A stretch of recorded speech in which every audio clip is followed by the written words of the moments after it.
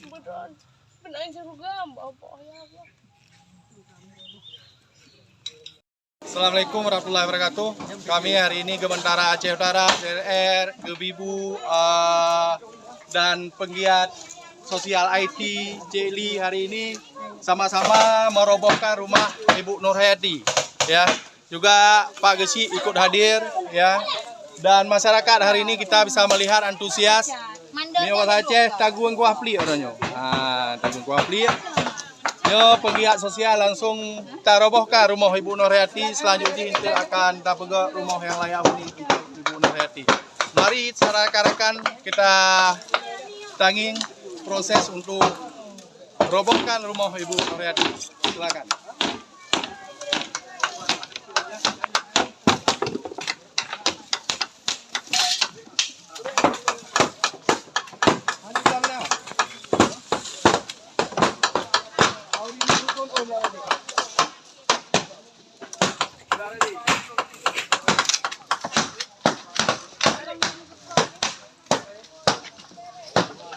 Ucap kata-kata dari mandor.